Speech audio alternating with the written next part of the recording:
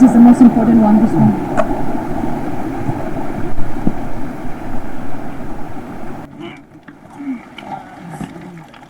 Break the water. थोड़ा आराम से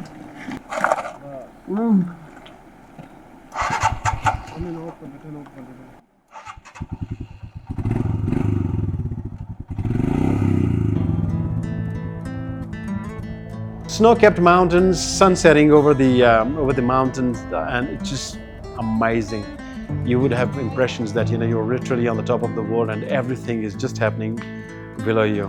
It was phenomenal experience. We had a great time with the monks, knowing a bit of monastic life, what they do and how they live, and how generous the people are there. They offer you food, they offer you tea, which has been part of whole gastronomical experience, how they treat you in the monasteries. And locals were just offering tea and cookies and all sort of snacky stuff to munch on, and we were a bit hungry as well, so Now we're gonna go down. just to keep up with the culture, so we couldn't say no to the people, and we had a couple of teas there, and it was great.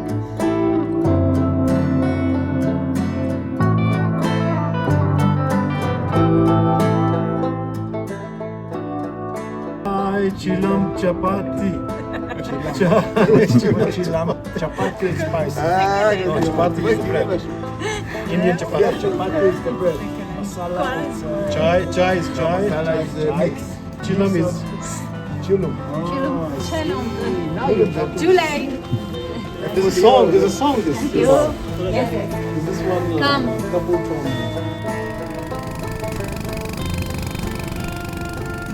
Landscape, it's like you will have impressions to be on the Mars. It's a loner, there is no vegetation, it's just arid, rugged mountains, frozen and just scrambled there, and it feels like this rock's gonna fall down, this whole mountain just about to just crunch, but it has been there forever.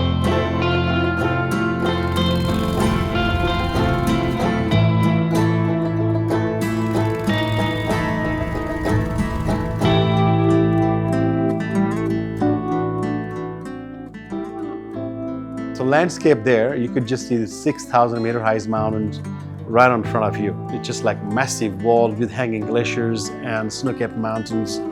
There's a waterfall gushing over, and the wind was so strong you could just barely hear any sounds around you. It's just the wind really blowing hard, and the deafening sound of the silence was just magnificent.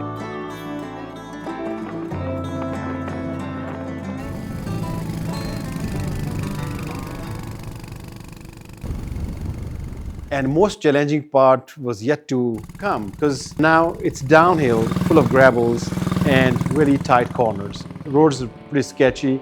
If you've got a big truck coming from the other side, which means you literally need to lean down yourself to the wall so that the trucks could pass. And you definitely don't want to miss one of those twisties, because you're going to go down bottom of the river. Now the road conditions can be very rough, which was the case actually. There were a couple of water crossings, and they were deep water crossings, I think, and also it was a bit of stretch. So that was very long and very adventurous, and I would say definitely not was for the newbies, because it was a bit challenging.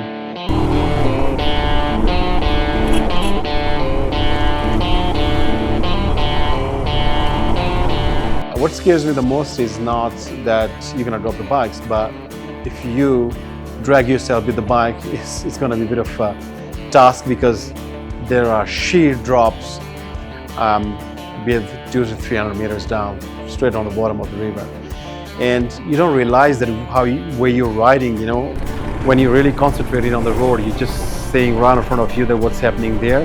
You don't realize where you are, but if you look at the whole road, that how it's built, and the scale of the mountains, that how they have just carved right across the mountain, it's very scary in terms of it. It's a bit, I mean, if you are going to do such rides for the first time, you definitely want to ask yourself, like, am I going to make it all the way there? But anyways, all in all, it was a great day.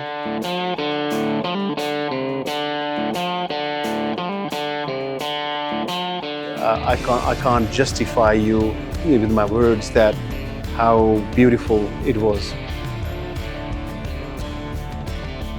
Having loads of talk, chit-chatting there, and knowing people better, and knowing what they do in their life and how generally they think of this whole expeditions which they are on with us.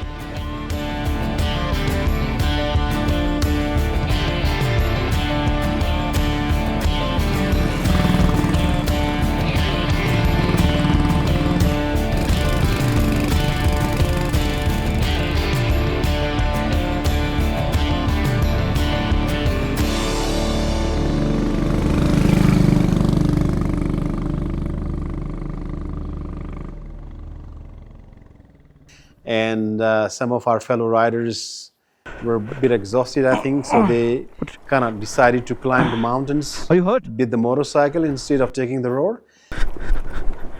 Inval, are you hurt?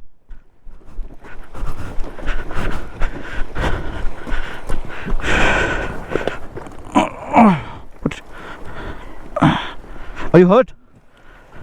And luckily they didn't take that deep down to the valley, otherwise they would have been lost. Anyways, just kidding. I mean,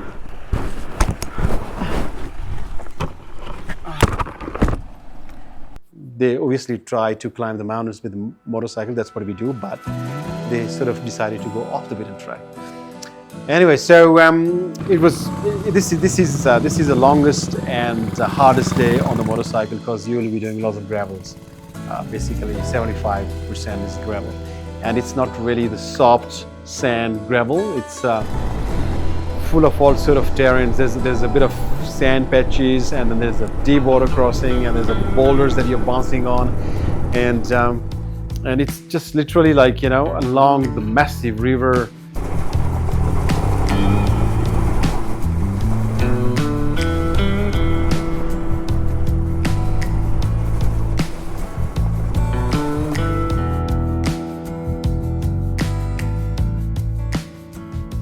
And landscape, I think you gotta be there to experience it, because I can just say it was magnificent, it was stupendously beautiful, it was crazy, it was insane whatsoever, but I can't really put it in one sentence or in any words, because I have done a bit of rides around the world, but when you actually experience everything in one day, in a very short span of the time, you just actually start believing that this is really a day that is full of adventure, and it's one of the magnificent riding I've done, I think. Julie, how do you feel riding up here? Great. It's cold, but great.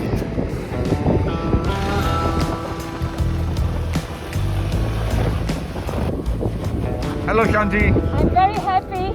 I'm very cold. It's amazing. Extreme. Wow. I'm in Alaska. You are cold, yes?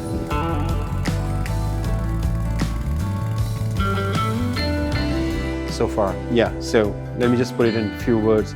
There's a massive river gushing down, and there's snow, the glaciers dropping down to the river, and water just melting in. And on the right hand side, there's a massive cliffs, like sky towering, gigantic mountains. And you are literally right in the bottom and just riding your motorcycle there. And then when you see this kind of scenes, you just realize that how small you are, right?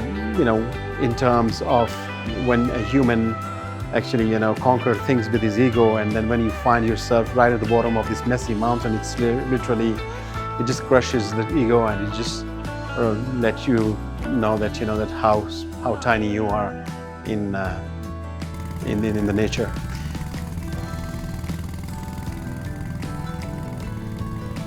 The road was unforgiving, and it was challenging. You are always sort of working with your shoulder, bouncing from one rock to another rock, and you're standing on your motorcycle, and you sort of are concentrated, and you're gunning on it at the same time, because you are in that sort of atmosphere where you want to ride.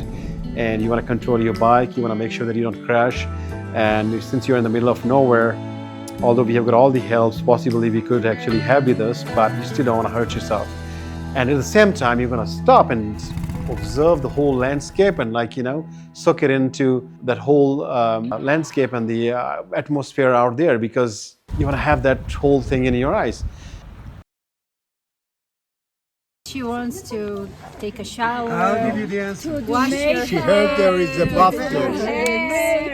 It depends how many tanks stuck on the road. to do in India. Karen, there's no one to impress here except the monks. They're not going to help you. You tired? No, she just wants to take shower and to She wants rest to make her. She wants and to to make look her at the hair. view. She heard there is a buff there. Is it true? In the river, maybe, yes. You have the river.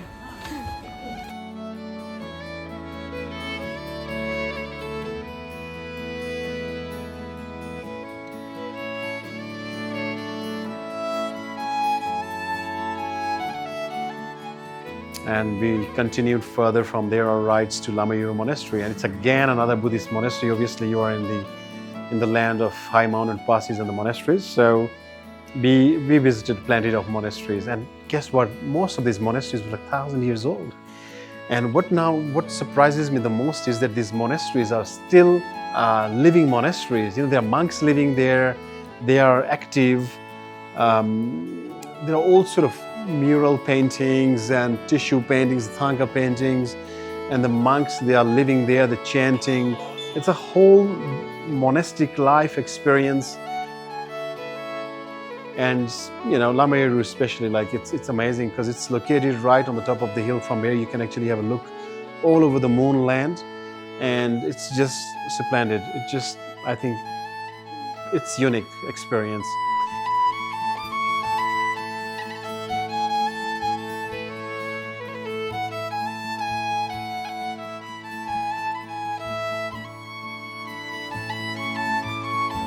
Julie, standing here on the top of the world, here at the entrance of LamaYuru Monastery, which is known for the tantric practice of the Buddhism. And here you see the lunar landscape of the monastery, of the areas, which is just magnificent. The contrast is of the green fields and the lunar landscape, and then colorful monasteries perched on the top of this hill. We are here at LamaYuru Monastery, and we're gonna go in there and have a bit of a look around here. Apparently there's a festival happening here today, so we're gonna go in there and have a bit of look and see how the monks are chanting all together. And they surely have designed the mandala as well, so we're gonna have a very closer look on the mandalas, and as well as the whole ambience, which looks magnificent and very impressive.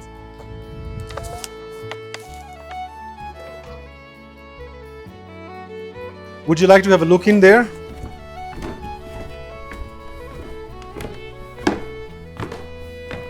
हम लोग ना एक छोटा सा documentary बना रहे हैं, उसको बोलते हैं फुटस्टेप ऑफ बुद्धा। ठीक है, हम लोग लुम्बिनी ये पूरा घूम के आए। अगर आप हमको मेरे को थोड़ा सा मंडाला के बारे में बताएंगे तो अच्छा रहेगा। अभी नहीं, बाद में थोड़ा सा बैठ के। मंडाला के बारे में? हाँ। सवेरे 5 और 5:30 से शुरू होता है, शाम 6:30 7 बजे तक। 8-9 घंटा। हाँ, फिर इसको हर साल में 10 दिन मनाना है। 10 दिन होता है। एक बार वो सच्चों बोलता है, क्योंकि हम लैंड को ब्लेसिंग करता है।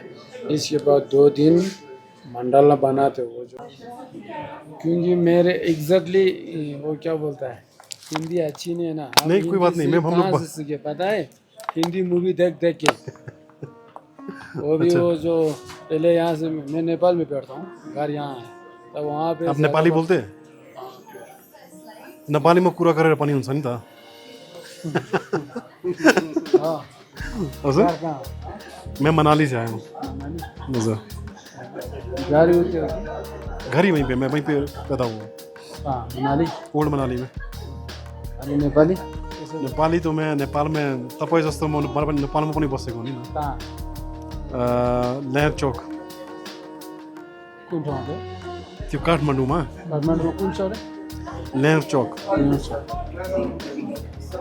तो लामायूरू मोनास्ट्री जो ये तांत्रिक के लिए है ना, तांत्रिक प्रैक्टिस के लिए। हाँ, इसको शेटा और डिप्टा बोलते हैं जी। शेटा हमारा जैसे स्कूल, कॉलेज, यूनिवर्सिटी होता है, उसमें जो भगवान बुद्ध का पीठा और पंजाब पारामिका और फेलोसफी सब पढ़ाया जाता है। और पढ़ाई यहाँ भी पढ़ाते हैं, लेकिन ये नहीं पढ़ेगा तो तांत्रिक शुरू नहीं होगा। ऐसा बोलते हैं कि यहाँ पे पहले पानी था, हाँ, जिसमें नाग रहते थे, सांप रहते थे। फिर किसने मेडिटेशन करके वो पानी पूरा सुखाया? मेडिटेशन के तो बात नहीं है, ये एक व्यक्ति था, डाचुंग निमागुंबा बोलते हैं। डाचुंग निमागुंबा बोलते हैं, एक जो हमारा भगवान बुद्ध के सामने दो बंदा खड़ा है ना, वो साइड का एक स्टूडेंट था। वो स्टूडेंट ने वो जो दिन में, न सुबह नहीं न शाम में, दिन में वो सन्यासी जो बिच्छू बन गया था, इसको निमा गुंबा बोलते हैं। निमा मीन्स सन बोलता है हमारा बाद में, और गुंग मीन्स क्या बोलता है वो दिन बोलता है।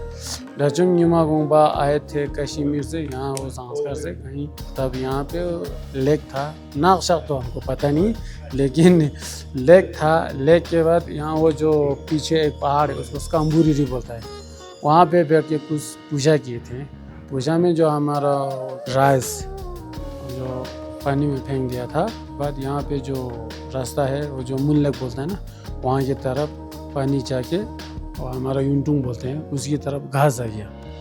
तो इसके बाद यहाँ पे यूंटुंग थरपालिंग बोलता है, अभी भी यूज़ करते हैं, लेकिन थोड़ा सा चेंज हुआ, सब में लामायूरू आ गया है। यूंटुंग थरपालिंग बोलता है, हाँ थरपालिंग भी हो जाएगा। और इसके बाद कुछ वे तो हो गया था लगभग भगवान बुद्धा महापरिनिर्वाण हो के 1.5 साल के बाद। अच्छा, हाँ, इतना पुराना है। हाँ, फिर इसके बाद कुछ सेंचुरी ऐसे गुजर गई।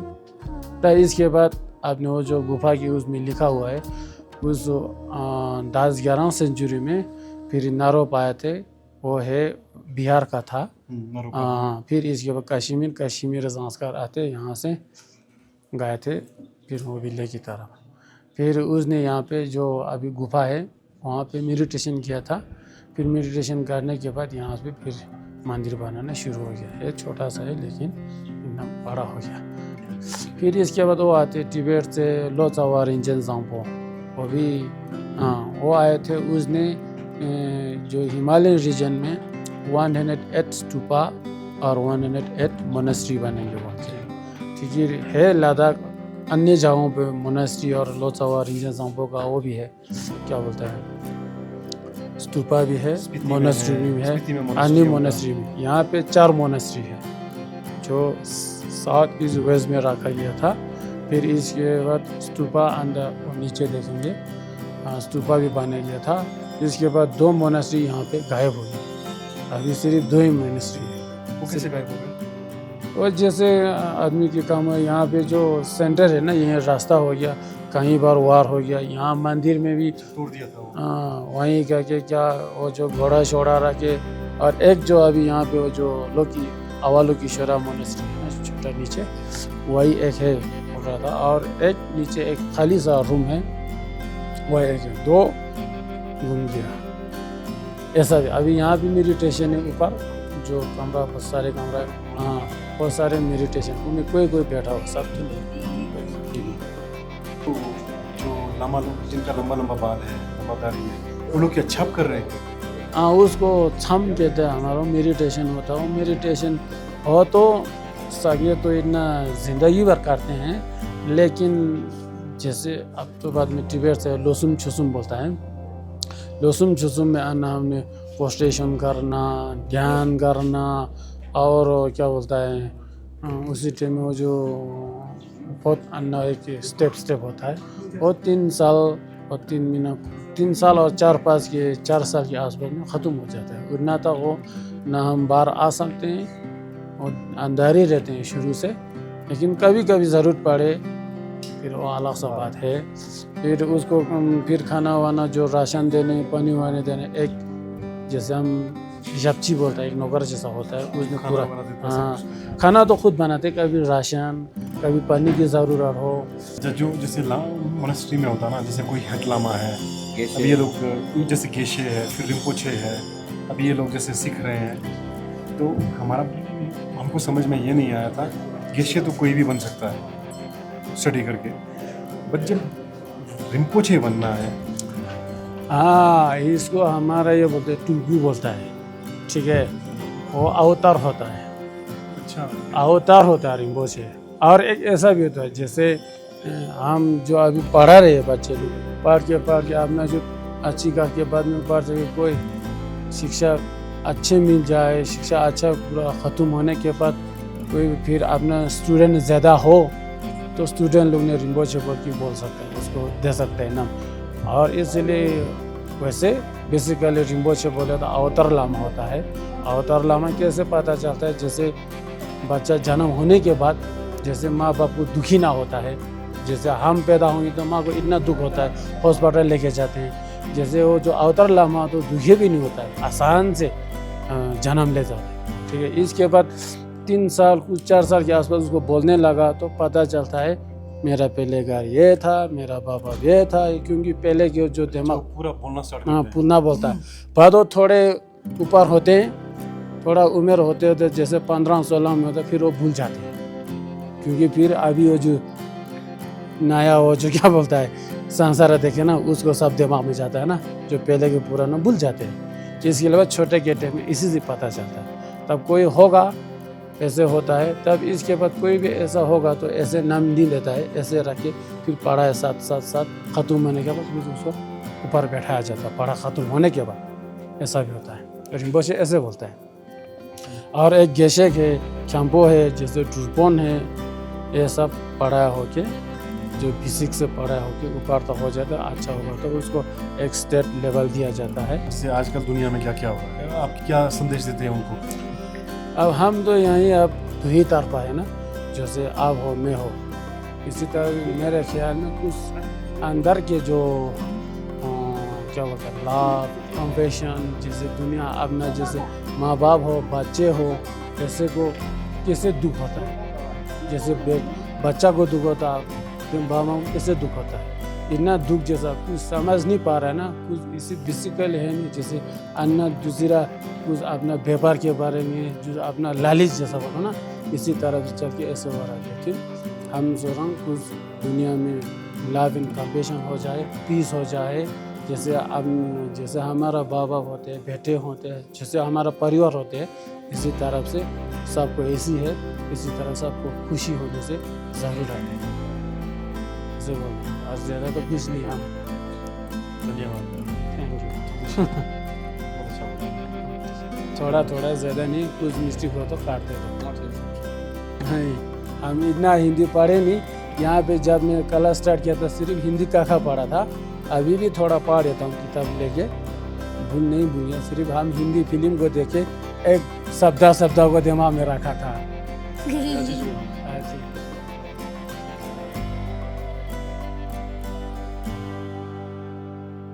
The whole idea of understanding Buddhism and how it all works, that's the place where it all started.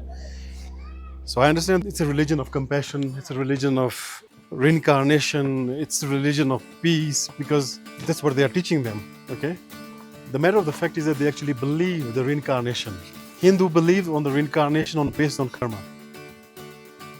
The small monks, those who have actually dedicated their whole life. Now they were maybe 4 or 5, they come to the monastery. Now they're learning, they're gonna learn more, and one day they're gonna maybe do big studies. But my question to the Lama was that how high they can go. Can everybody be Rinpoche? No. 1,000 I don't know. reincarnations. No, But he said, what his answer was that Rinpoches are very special people. They are not enlightened today. They have been enlightened many years back. So the one, like for example, let's say like we talked about Lotsa Ringchen Zapo, the one who built Tabo Monastery. Now the actual the present Rinpoche, who is a reincarnation of Lotsa Ringchen Zapo, is a living person, and he remembers everything of this one person he's actually reincarnation of. this is very powerful. He can tell you what happened back in my last life and past to past life, so he can recall all the lives. And my question was like, can all these monks be one of those? Yes, but in ions of reincarnation, that's what they believe. But will they remember it? When they'll get to a very high state after 1,000 reincarnations and then they may be able to be a Rinpoche and remember. But as a simple person, human being, you just reincarnate, you don't remember anything. Maybe your karma, if you had good karma in the previous life, it gives you some advantage in the new life. But most of the people won't remember who they were in the last life. Yes. But the Rinpoche remembers. Because they are in a very high state. Yes, but that's my question was, when people get there. So, what Buddhism says that it's a path. It's a very, very long path. You can do it.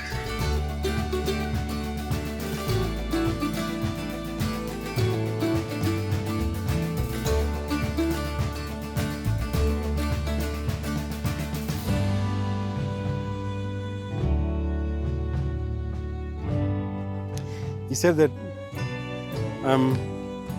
in this present life, the young monks, they'll have to work really hard. Like for example, they finish this study, all the studies will give them the keys to follow that path. But then I remember I told you that some of these monks, they are actually doing the meditation. So there's like lots of other steps, which is not easy. And most of the monks would be like, I've done this is enough for me, okay? But there will be one among the 1,000 who's going to decide that I'm going to go extreme. Which, for example, said, he was giving an example of one of the Rinpoches that he almost died because he went to the meditation and he quit eating and everything. And then he found himself that, he started to recall things that most of the monks were actually amazed that, like, how you did this. But that he did it through the meditation, but in one life. Which means that he actually almost gambled his life, that he wants to actually achieve it. And when he quit eating or everything, he almost died. But all the stories about Buddha and his pupils, the Sangha, the stories are like this because this person was already in a very high state when he was born. And then in this life he maybe got to enlightenment. Who, the Buddha? No, Buddha, that's of course, specific but person. his Sangha, all his 500 followers and all that. So this Rinpoche, or this very high level monk, yes, in previous life he was probably also in a very high state. See, so he continued. That's what they say. So it's not that a simple person like you and me in one lifetime can attain enlightenment. But a high being like him that was reborn, then he do the extra step. So and then he get enlightened. you believe that there's not one life, there's hundreds of lives to achieve that goal. Yeah. Okay. That's what they believe. I read a lot.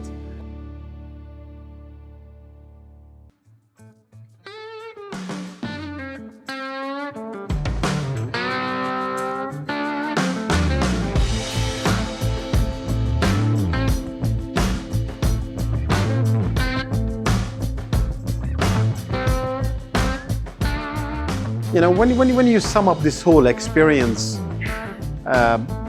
going to India on a motorcycle, taking the adventure of your lifetime, it's not just that you are taking motorcycle and you're riding it in the middle of nowhere and the roads are magnificent, but these roads have got histories.